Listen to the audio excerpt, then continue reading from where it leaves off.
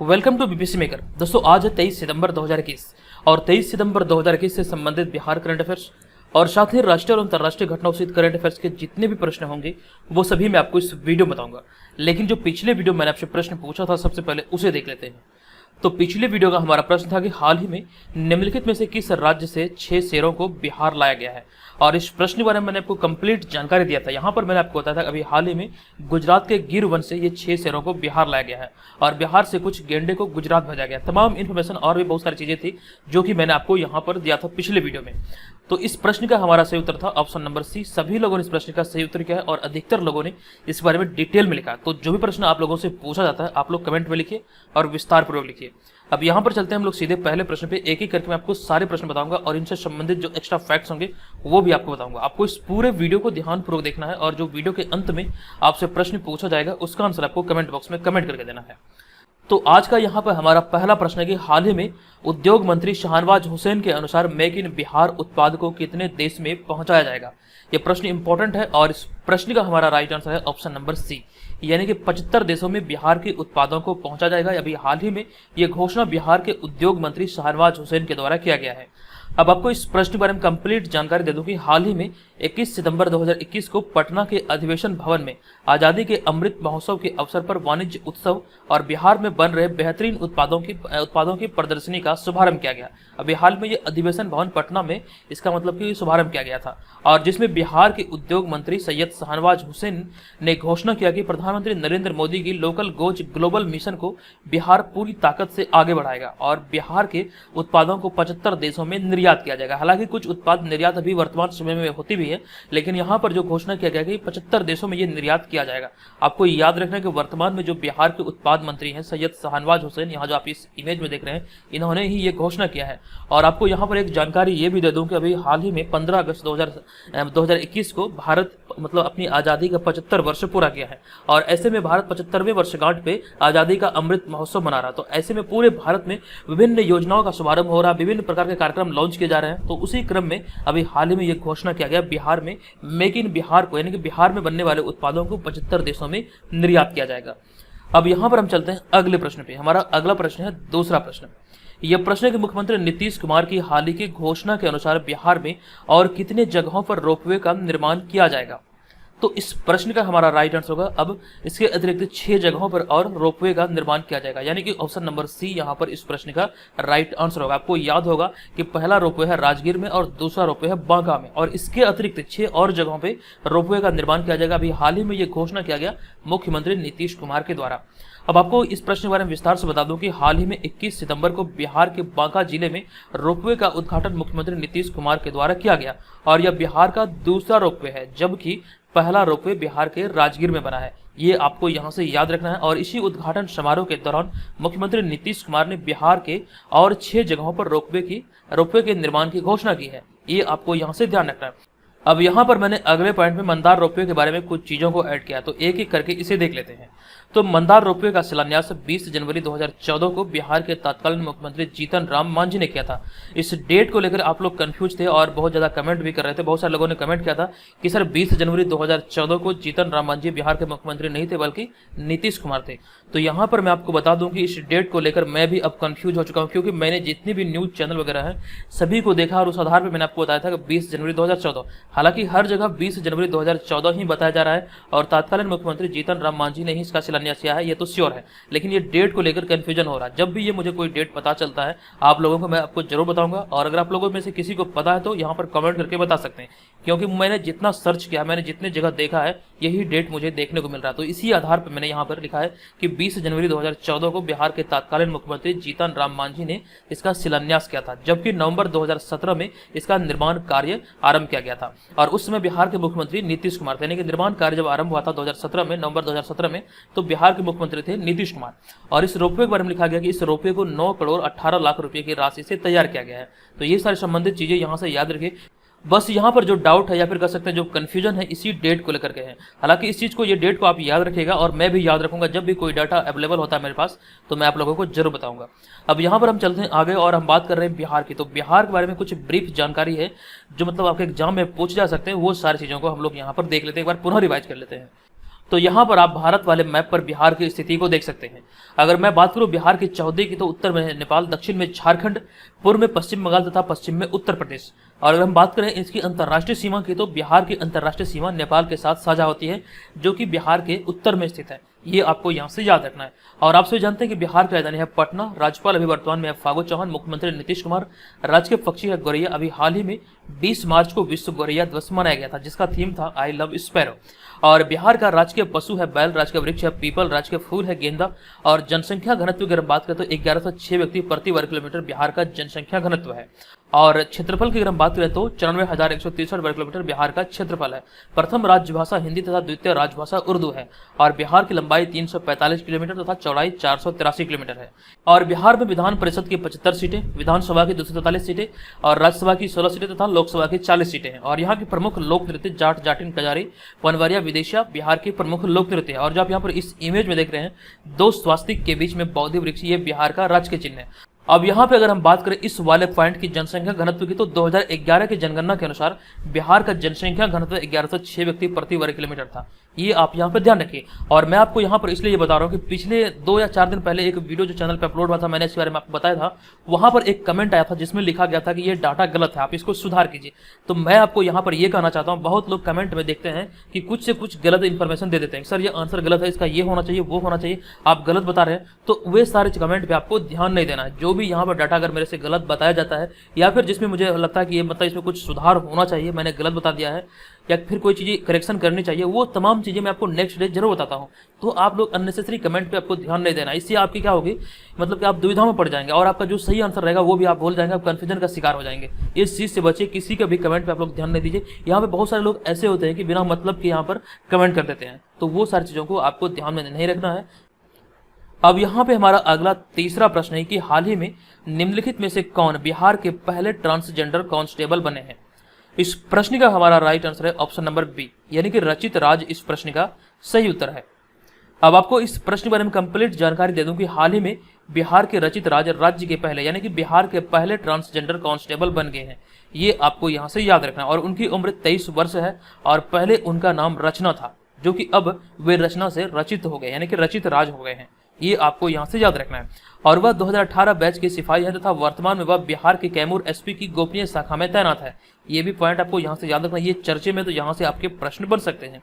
अब यहाँ पे देखिए मैंने एक और पॉइंट को ऐड किया है जो कि इंपॉर्टेंट है। इससे पहले गंगा कुमारी राजस्थान की पहली ट्रांसजेंडर सिपाही बनी थी, तो ये भी पॉइंट आपको यहाँ से याद रखना है। राजस्थान की पहली ट्रांसजेंडर सिपाही है गंगा कुमारी। अब चलिए बढ़ते हैं अगले प्रश्न पे। हमारा अगला चौथा प्रश्न है कि चरणजीत सिंह चन्नी हाल ही में किस राज्य के पहले दलित मुख्यमंत्री बने हैं।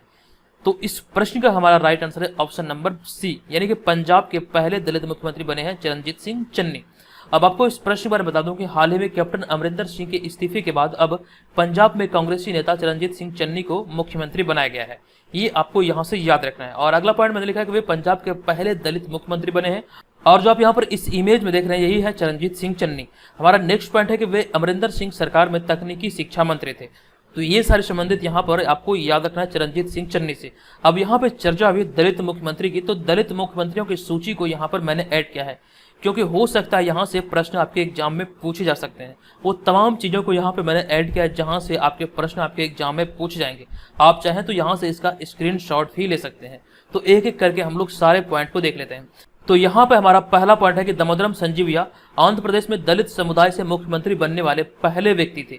वो जनवरी 1960 से मार्च 1962 तक इस पद पर रहे थे। साथ ही वह कांग्रेस के पहले दलित प्रमुख भी बने थे। तो यहाँ से आपको याद रखना है कि पूरे भारत का पहला दलित मुख्यमंत्री की अगर बात किया जाए तो दामोदरम संजीवैया थे, जो कि आंध्र प्रदेश में ये मुख्यमंत्री बने थे। उनका कार्यकाल था 1960 से लेकर के 1962 तक, जनवरी 1960 से मार्च 1962 तक। आपको ये भी याद रखना है कि पहले कांग्रेस के मतलब कि दलित प्रमुख थे, यानी कि पहले मतलब कि मुख्यमंत्री थे। तो ये आपको यहाँ से याद रखना है, कांग्रेस पार्टी से ये पहले थे। अब यहाँ पे देखिए मैंने ये 3 पॉइंट को एकदम से ब्लू किया है। यहाँ पर इसके पीछे का वजह यह है कि ये तीनों पॉइंट बिहार से संबंधित है और बिहार के लिए अति महत्वपूर्ण है। तो यहाँ पर तीनों को हम लोग देख लेते हैं। तो स्वतंत्रता सेनानी भोला पासवान शास्त्री ने 1968 से 1971 तक बिहार के मुख्यमंत्री के रूप में कार्य किया था और वह बिहार के मुख्यमंत्री के रूप में चुने जाने वाले पहले दलित थे। तो ये आप याद रखिए। और दूसरा पॉइंट हमारा यह है कि स्वतंत्रता सेनानी राम सुंदर दास 1979 में बिहार के दूसरे दलित मुख्यमंत्री बने थे और नेक्स्ट हमारा है कि जीतन राम मांझी ने बिहार के मुख्यमंत्री के रूप में मई 2014 से फरवरी 2015 तक काम किया था। वो बिहार के तीसरे दलित मुख्यमंत्री थे।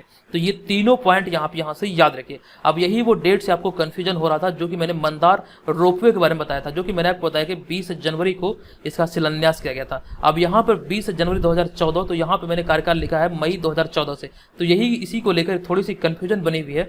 यहाँ पर मैं जरूर आपको इस बारे में कंप्लीट जानकारी दूंगा। हालांकि आप लोग यहाँ पर ये सारी चीज़ों को याद रखें जो मैं अभी बताया हूँ। इसका कार्यकाल जो विकिपीडिया के अनुसार है वहाँ से मैंने ये सारी चीज़ों को उठाया है, तो ये आप यहाँ पर देख सकते हैं। और यहाँ पे हमारा अगला पॉइंट है कि बहुजन समाज पार्टी की प्रमुख मायावती 4 बार उत्तर प्रदेश की मुख्यमंत्री बनी है और वह इस पद पर रहने वाली दलित समुदाय की अकेली महिला सदस्य है। यानी कि अकेली महिला है दलित सदस्य की जो कि 4 बार उत्तर प्रदेश की मुख्यमंत्री बनी है। तो यहाँ से ये पॉइंट बहुत ही ज़्यादा इंपॉर्टेंट है, इसे याद रखिए। और हमारा अगला है कि दलित समुदाय से आने वाले कांग्रेसी नेता सुशील कुमार शिंदे महाराष्ट्र के मुख्यमंत्री थे, ये भी याद रखिए। और हमारा अगला है कि दलित नेता जगन्नाथ पहाड़िया ने जून 1980 से जुलाई 1981 तक राजस्थान के मुख्यमंत्री के रूप में कार्य किया और वह राजस्थान में इस पद को संभालने वाले पहले दलित थे। तो दलित मुख्यमंत्रियों की कंप्लीट सूची को यहाँ पे मैंने ऐड किया है, आप लोग से याद रखिए। ये आपके आगामी एग्जाम के दृष्टिकोण से बहुत ही ज्यादा इंपॉर्टेंट होने वाली है। चलिए अब यहाँ पर हम चलेंगे अगले प्रश्न पे। हमारा अगला प्रश्न होगा 5वां प्रश्न। यह प्रश्न है कि हाल ही में जारी वैश्विक नवाचार सूचकांक यानी कि ग्लोबल इनोवेशन इंडेक्स 2021 में भारत की रैंक क्या है। इस प्रश्न का हमारा राइट आंसर होगा ऑप्शन नंबर डी, यानी कि भारत की रैंक 2021 में 46वां है। ऑप्शन नंबर डी इसका राइट आंसर होगा। अब आपको इस प्रश्न पर बता दूं कि हाल ही में विश्व बौद्धिक संपदा संगठन की ओर से 20 सितंबर को जारी वैश्विक नवाचार सूचकांक में भारत ने 2 पायदान की छलांग लगाकर 46वें स्थान पर पहुंच गया है। यानी कि 2 स्थान की इसमें बढ़ोतरी हुई है और ये भारत 2021 में 46वें स्थान पर पहुंचा है। तो ऑप्शन नंबर डी यहाँ पर इस प्रश्न का राइट आंसर होगा। अब यहाँ पे मैंने अगले पॉइंट में लिखा है कि इस मामले में भारत की रैंकिंग 2015 के बाद तेज रफ्तार से बढ़ी है और 2015 में भारत जो 81वें स्थान पर था, अब ये 2021 में 46वें स्थान पर पहुंच चुका है। तो मतलब बहुत ज्यादा इसमें वृद्धि हुई है और इससे यह सिद्ध होता है कि स्टार्टअप व्यवस्था और निजी तथा सार्वजनिक अनुसंधान संगठनों के प्रभावशाली कार्यों के कारण वैश्विक नवाचार सूचकांक में भारत की स्थिति में लगातार सुधार हुआ है। तो यह एक बहुत अच्छी बात है कि इसमें बहुत ज्यादा तेजी से सुधार हो रहा है। जहां पर 2015 में ये 81वें स्थान पर था, 2021 में ये 46वें स्थान पर आ चुका है ग्लोबल इनोवेशन इंडेक्स 2021 में। तो ये सारी कंप्लीट जानकारी आप यहां से याद रखिए।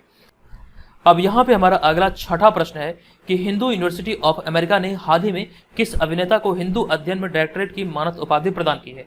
तो यह एक इंपॉर्टेंट प्रश्न है और इस प्रश्न का हमारा राइट आंसर है ऑप्शन नंबर बी, यानी कि अनुपम खेर इस प्रश्न का सही उत्तर है।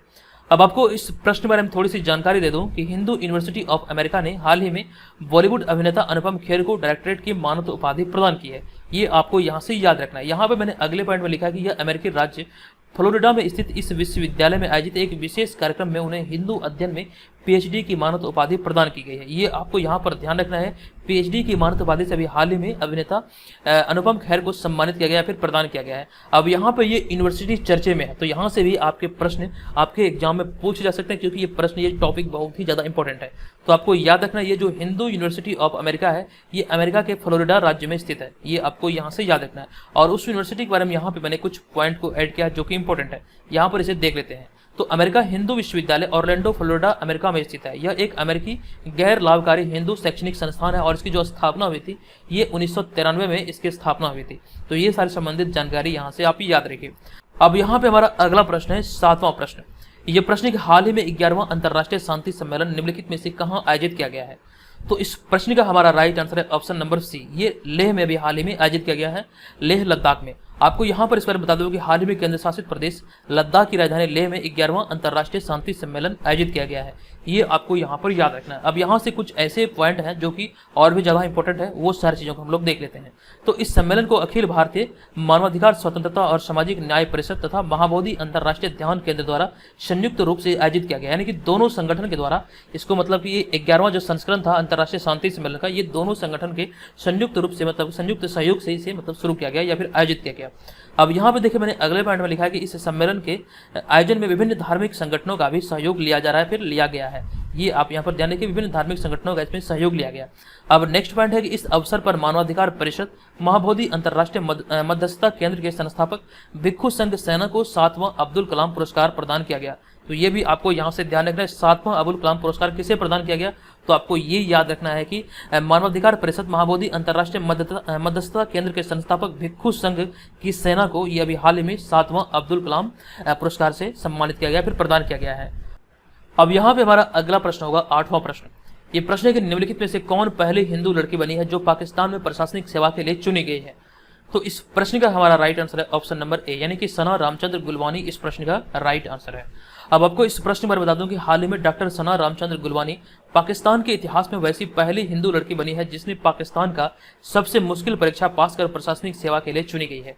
ये आपको यहाँ से याद रखना है। आप जो इस इमेज में देख रहे हैं यही है सना रामचंद्र गुलवानी। अब आपको यहाँ पर बता दूं कि हालांकि 17 नहीं बल्कि 27 वर्षीय डॉक्टर सना रामचंद्र गुलवानी ने सेंट्रल सुपीरियर सर्विसेज यानी कि सीएसएस की परीक्षा में सीएसएस की परीक्षा को मई 2021 में ही क्लियर कर लिया था, लेकिन अब उनकी नियुक्ति पर भी मोहर लगी। तो इसी वजह से ये अभी हाल ही में चर्चे में आया और मुझे भी इस बारे में जानकारी मिला, तो यहाँ पर मैंने इस चीज को ऐड किया है। और इस टॉपिक वाले जो प्रश्न है यहाँ से आपके प्रश्न पूछे गए हैं। एक बार यहाँ जो आप देख रहे हैं नीचे लिखा गया है, इससे पहले सुमन कुमारी पाकिस्तान में सिविल जज नियुक्त होने वाली पहली हिंदू महिला बनी थी। तो ये प्रश्न आपसे एक परीक्षा में पूछा गया प्रश्न है। तो यहाँ से ये भी टॉपिक, ये भी प्रश्न इंपॉर्टेंट है कि अभी हाल ही में वो पहली लड़की कौन बनी है जो कि हिंदू लड़की है जो कि प्रशासनिक सेवा में चुनी गई है पाकिस्तान में। तो इनका नाम याद रखें, सना रामचंद्र गुलवानी इनका नाम है। अब यहाँ पे हम बढ़ते हैं अगले प्रश्न पे। हमारा अगला प्रश्न है 9वां प्रश्न। ये प्रश्न है कि सीमा सड़क संगठन यानी कि ब्रो ने हाल ही में आरसीसी कंपनी की कमान पहली बार किस महिला सैन्य कमांडर को सौंपी है। तो यह भी एक प्रश्न बहुत ही ज्यादा इंपॉर्टेंट है। इस प्रश्न का हमारा राइट आंसर होगा मेजर आइना, यानी कि ऑप्शन नंबर बी इसका राइट आंसर होगा। आप यहाँ पर जो इस इमेज में देख रहे हैं यही है मेजर आइना। आपको इस प्रश्न पर बता दूं कि महिला सशक्तिकरण को बढ़ावा देते हुए हाल ही में सीमा सड़क संगठन ने पहली बार अपनी आरसीसी कंपनी की कमान किसी महिला सैन्य अधिकारी को सौंपी है, जिसमें मेजर आइना को देहरादून की आरसीसी कंपनी की कमान सौंपी गई है। ये आपको यहाँ पर याद रखना है, पहली बार ये कमान सौंपी गई है किसी महिला सैन्य कमांडर को। ये आप यहाँ से ध्यान रखिए।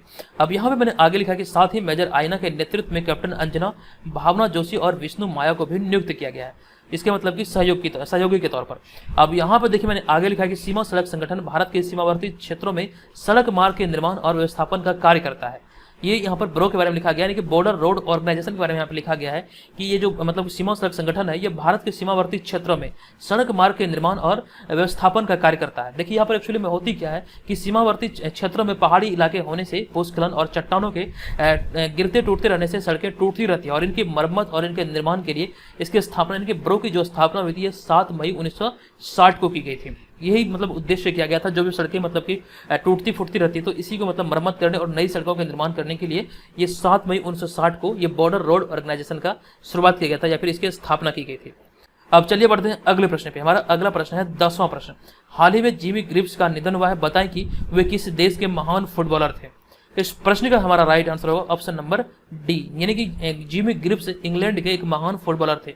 तो ऑप्शन नंबर डी यहाँ पर इस प्रश्न का राइट आंसर होगा। आपको बता दूं कि हाल ही में इंग्लैंड के महान फुटबॉलर जिमी ग्रिव्स का निधन हुआ है और वे 81 वर्ष के थे। आप यहाँ पर इस इमेज में देख रहे हैं यही है जिमी ग्रिव्स। अब आपको यहाँ पर बता दूं उनका जन्म 20 फरवरी 1940 को लंदन में हुआ था। ये आप यहाँ से याद रखिए।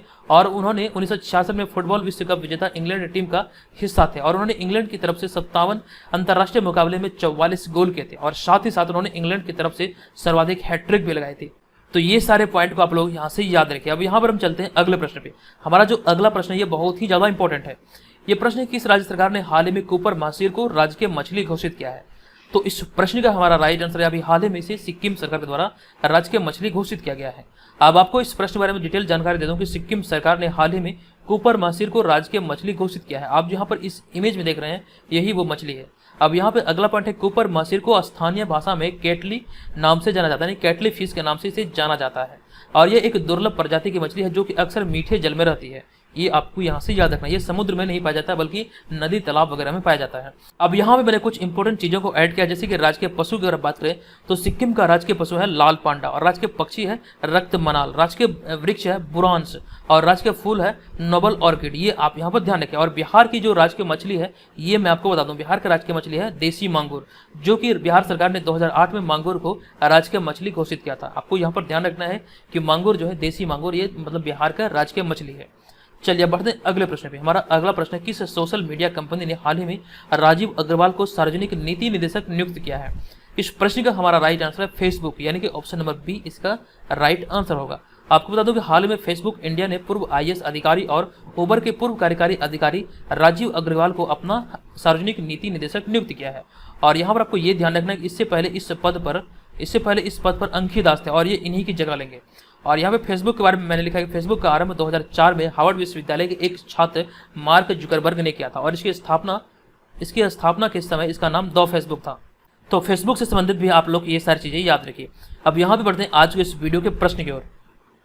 आज के इस वीडियो का प्रश्न है कि निम्नलिखित में से कब पटना जिला दूरसंचार की ओर से टेलीफोन अदालत लगाई जाएगी।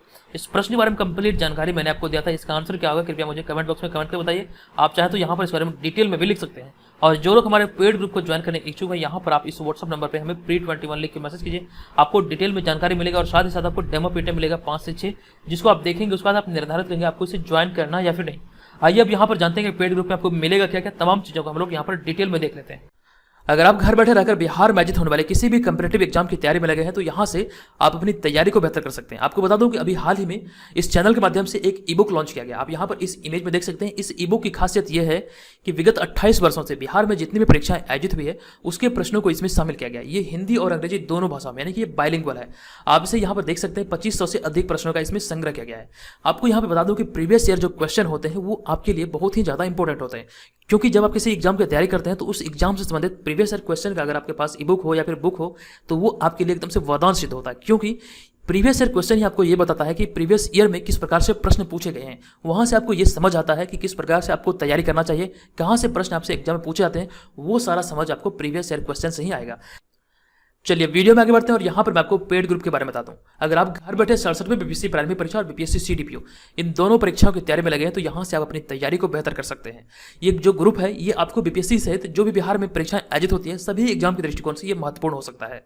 जो भी खास करके लड़कियों और महिलाएं घर बैठे एग्जाम की तैयारी करते हैं उनके लिए ये ग्रुप बहुत ही ज़्यादा इंपॉर्टेंट सिद्ध हो सकता है, क्योंकि यहाँ पर मैं बहुत सारी चीज़ें आपको बेहतर क्वालिटी का प्रोवाइड करा रहा हूँ। यहाँ पर आप सारी चीज़ों को देखिए। यहाँ पर आपको इस ग्रुप में क्या क्या चीज़ें मिलेगी ये आप सारी चीज़ों को देख के ही समझ पाएंगे। तो यहाँ पर सबसे पहले मैं आपको जो प्रोवाइड कराऊंगा ये होगा सबसे पहला हमारा टेस्ट सीरीज, जो कि बीपीएससी पैटर्न पर आधारित होगा। ये मॉडल सेट होगा। यहाँ पर आपको 50 प्रैक्टिस सेट देखने को मिलेगा और सारे के सारे प्रश्न जो इसमें होंगे वो आपको विद एक्सप्लेनेशन देखने को मिलेगा। ये बेहतर क्वालिटी का होगा। सारे के सारे प्रश्नों का एक्सप्लेनेशन आपको अच्छी क्वालिटी का देखने को मिलेगा, ये ध्यान रखिएगा।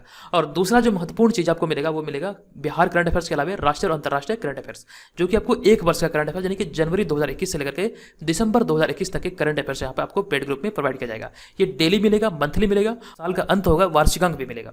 तो ये सारे यहाँ पे ध्यान रखिएगा। और उसके बाद जो हमारा मेन होगा वो होगा बिहार जीके। यहाँ पर आपको संपूर्ण बिहार जीके का 2 पीडीएफ मिलेगा। आपको दोबारा कहीं से भी बिहार जीके या फिर बिहार करंट अफेयर्स पढ़ने की आवश्यकता नहीं है। ये पूरी की पूरी जिम्मेवारी हमारी है। जो भी प्रश्न पूछे जाएंगे यहीं से प्रश्न पूछे जाएंगे, ठीक है। ये ध्यान रखिएगा। ये भी आपको यहाँ पे प्रोवाइड किया जाएगा 2 वॉल्यूम में। और उसका जो हमारा नेक्स्ट होगा वो होगा बीपीएससी का प्रीवियस ईयर क्वेश्चन। ये भी बहुत ही ज़्यादा इंपॉर्टेंट है। ये आपके बीपीएससी एग्जाम में सफलता पाने में आपकी बहुत ही ज़्यादा हेल्प करेगी। और उसका जो हमारा नेक्स्ट होगा वो होगा, यहाँ पे आप देख सकते हैं, बिहार तथा राष्ट्रीय और अंतर्राष्ट्रीय घटनाओं का करंट अफेयर्स होगा 2020 वाला वार्षिकांक। अगर आपको जरूरत हो तो ये भी आपको प्रोवाइड होगा, क्योंकि बीपीएससी एग्जाम में विगत 18 माह के करंट अफेयर्स से पूछे जाते हैं। तो अगर आपको इसका जरूरत हो तो ये भी आप यहाँ पे प्राप्त कर सकते हैं। इसके अलावा कुछ पीडीएफ हैं जो कि जैसे देख सकते हैं यहाँ पे प्राचीन इतिहास का और संपूर्ण विश्व इतिहास का पीडीएफ। ये सारे और भी छोटे छोटे पीडीएफ है जो कि आपको यहाँ पे मिलेगा। तो मेनली जो हमारा होगा ये 4 सेक्शन होगा, यानी कि टेस्ट सीरीज, करंट अफेयर्स, संपूर्ण बिहार जीके और बीपीएससी प्रीवियस ईयर क्वेश्चन। ये चारों यहां पर आपको पेड ग्रुप के अंतर्गत प्रोवाइड किया जाएगा। तो देखिए, अगर आप इसे ज्वाइन करना चाहते हैं तो यहां पर जो आपको ये व्हाट्सअप नंबर दिख रहा है, इसी व्हाट्सअप नंबर पे आपको pre21 लिख के मैसेज करना है। ध्यान रहे, आपको कॉल नहीं करना है बल्कि इस पे व्हाट्सअप पे मैसेज करना है pre21 लिख के। यहाँ पर आपको कंप्लीट इन्फॉर्मेशन दिया जाएगा कि यहाँ पर आपको क्या क्या चीजें मिलेगी, आपको कैसे पेमेंट करना है, वो सारी इन्फॉर्मेशन आपको ये मैसेज करने के बाद मिल जाएगी। अब यहाँ पर आप ध्यान रखिएगा, ये 1 वर्ष की वैलिडिटी के साथ है। इसका जो फी है ये 399 रुपया है। ये 399 रुपये में ये सारी चीजें आपको प्रोवाइड की जाएगी। 399 रुपया कोई बड़ी रकम नहीं होती है। अगर आप मार्केट में देखेंगे जो बीपीएससी का टेस्ट सीरीज अवेलेबल है वो आपको 1000 से 1500 रुपये में आपको 10 से 15 टेस्ट अवेलेबल कराता है। यहाँ पर मैं आपको 399 में आपको यहाँ में 50 प्रैक्टिस सेट, 1 वर्ष का current affairs, Bihar GK, BPSC previous year question, ये सारे मैं आपको यहाँ पे प्रोवाइड करा रहा हूँ। आपको क्वालिटी के मामले में किसी भी प्रकार की कोई संदेह नहीं होना चाहिए। अगर आप इसे डेमो मंगाना चाहते हैं तो व्हाट्सअप नंबर पर हमें pre21 लिख के मैसेज कीजिए। आप डेमो का डिमांड कीजिए, आपको डेमो पीडीएफ मिल जाएगा। वहाँ पर आप देखेंगे, वो आप क्वालिटी को देख के समझ पाएंगे किस प्रकार से हम यहाँ पे आपके लिए मेहनत कर रहे हैं और किस प्रकार से कंटेंट आपको प्रोवाइड करा रहे हैं। तो आप भी इसे ज्वाइन कर सकते हैं। आप अपनी तैयारी को बेहतर आयाम दे सकते हैं, अपनी तैयारी को नई दिशा दे सकते हैं। यहाँ यहाँ से अगर आप हमारे मतलब इस स्टडी मटेरियल को फॉलो करते हैं तो आपसे मेरा वादा है कि इतनी सारी चीज़ों को कवर करने में आपका 40 से 50% से मुझे कवर हो जाएगा, क्योंकि बीपीएससी परीक्षा में 150 प्रश्न पूछे जाते हैं, उसमें करंट अफेयर्स का जो सेक्शन होता है वहाँ से लगभग 38 प्रश्न पूछे जाते हैं। तो 38 प्रश्न हो गया, बिहार जी के अगर मैं 10 ही मान लूँ तो 38 10 कितना हो गया, 48 48 हो गया। और यहाँ पे मैं आपको बता दूं कि पिछले वर्ष जो 66वें बीपीएससी आयोजित हुआ था तो वहाँ पे हमारे टेस्ट सीरीज से 26 प्रश्न आए थे, 26 से 27 प्रश्न हमारे टेस्ट सीरीज से आए थे। समझिए इतने सारे यहाँ से मतलब प्रश्न हमारे स्टेट से पूछे गए हैं। तो आप भी यहाँ पर हमारे पे भरोसा करके इसको ज्वाइन कर सकते हैं और अपनी तैयारी को बेहतर कर सकते हैं, ठीक है, ये ध्यान रखिएगा। तो दोस्तों आप भी इसे ज्वाइन कीजिए, बहुत सारे मेंबर ऑलरेडी से ज्वाइन कर चुके हैं। चलिए मिलेंगे नेक्स्ट वीडियो में। ये वीडियो कैसा लगा कृपया कमेंट करके जरूर बताइएगा। चलिए धन्यवाद, जय हिंद।